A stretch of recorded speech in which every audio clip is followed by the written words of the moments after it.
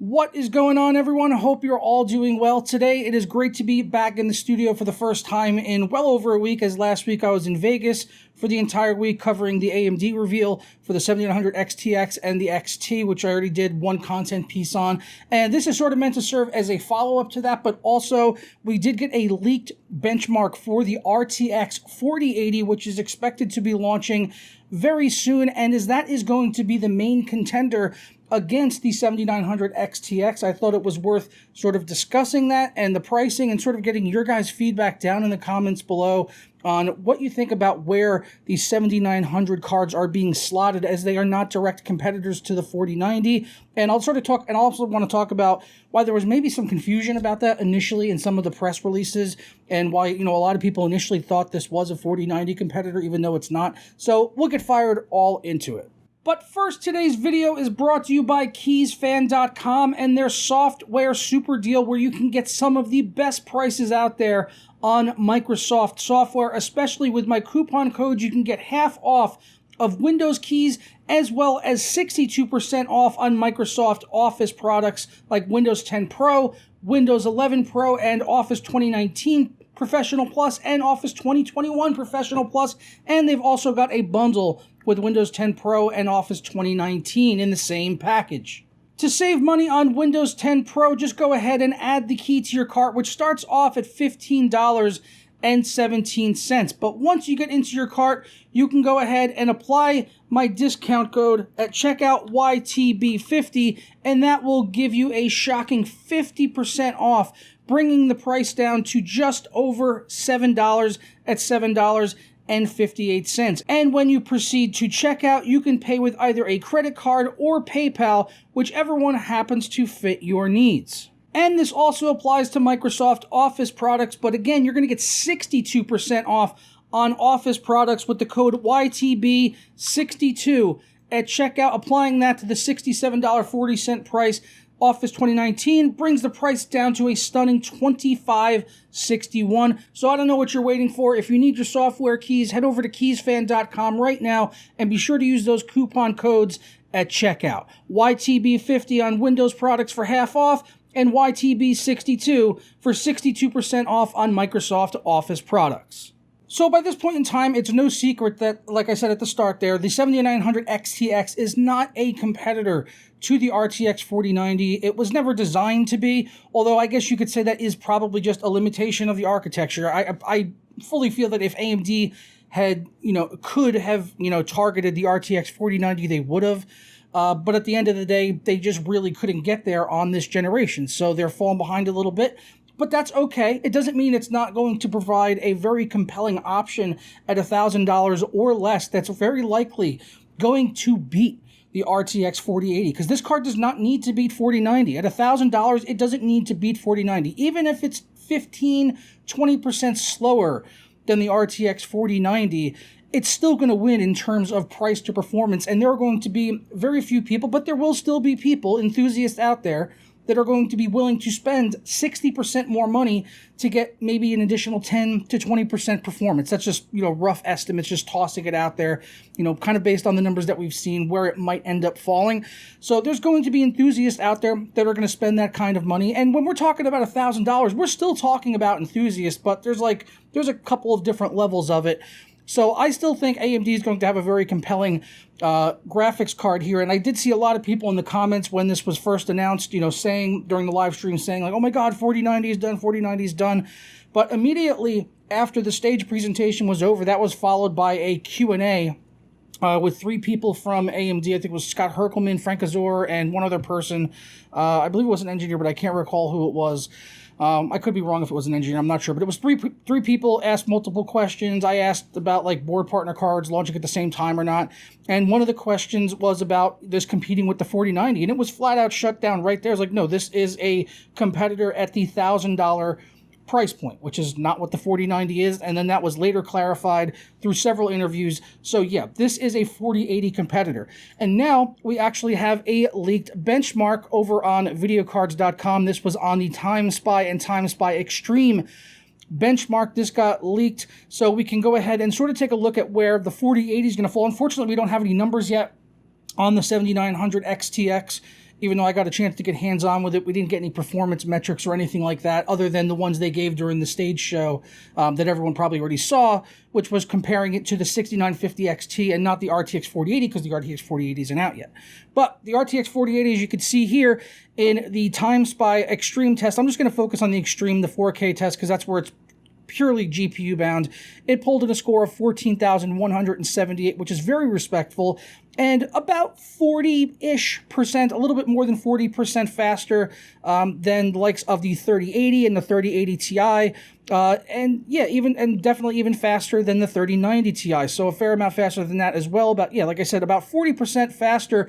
And even looking at this, what it made me realize is just how close the performance was going from, say, the 3080 12 gigabyte all the way up to the 3090 Ti. We're going from 9358 to 10,709. Not a huge leap in terms of, the 3080 and then the flagship top end 3090 Ti. Pretty close. But when you look at the 4080 now at 14,178, you see that the 4090 really is standing in a class of its own, which is it definitely cannot be emphasized enough, at a score of 19,398, almost 37% faster than the RTX 4080. So that's a pretty significant gap, and a bigger one than I think we've seen in any of the recent generations from NVIDIA or AMD, with their top two cards being so far apart. That is a massive, massive difference between those two cards there. And it sort of reminded me how things used to be just, a few years ago, where the 80 series was like the flagship GPU.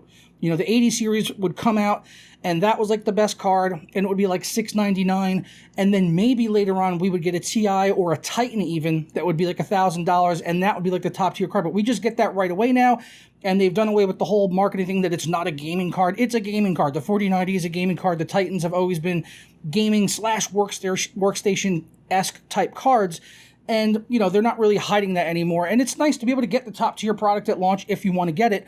But the 80 series was always sort of like the flagship, and the other one was like just a whole other like Halo type product. So it really does stand in a class of its own. I don't think we've ever seen a gap this big between the two cards. Now, jumping back over and talking about Navi 31 or the 7900 XTX as well as the XT, where the performance is going to land on that is, I do think it is going to end up being faster than a 4080, and then we will probably going to see a 4080 Ti at some point that's going to land somewhere in the middle here. So that's why I think with, especially on the TimeSpy Extreme benchmark, I'm thinking that the 7900 XTX will probably land somewhere around 16,000, 17,000. That's my guess. That's just my guess on where that's going to land in terms of performance. And then I think the XT for $900 will probably be pretty much tied, or maybe even slightly losing to the 4080. I think just by a little bit, or pretty much tied, going neck and neck with it. But again, that's going to be a $900 option versus a $1,200 option. And then NVIDIA will eventually have some other card come out, which was meant to be the 12 gigabyte RTX 4080, and now it's probably going to be a 4070 Super, 4070 Ti. It's going to be something like that that's not called a 4080 because of all of the controversy that stirred up. So I think AMD, I believe, is setting themselves in a very, very strong position, especially in terms of the price, where this is probably going to beat the 4080. Again, we don't know yet, but based on the specs and how it compares to the 6950 XT, it's really just only a matter of time before we see that come to fruition, where it's likely going to beat this $1,200 card, but it'll be cheaper. But I still think the 4080 will take the edge in terms of ray tracing. So it's going to be up to people to decide, well, do I want to spend an extra $200 on a card that maybe is a little bit slower in rasterization, but can do ray tracing better, and it has DLSS. DLSS is, honestly, at this point, it is just better than FSR. FSR 3 is coming at some point, if that's something you care about. Frame generation, NVIDIA has it right now. AMD does not. So there's a couple of caveats. People are going to have to make that decision for themselves. And I know a large part of the community, from reading comments and stuff over the past few years, there's a big chunk of people that could not give a flying fuck about ray tracing.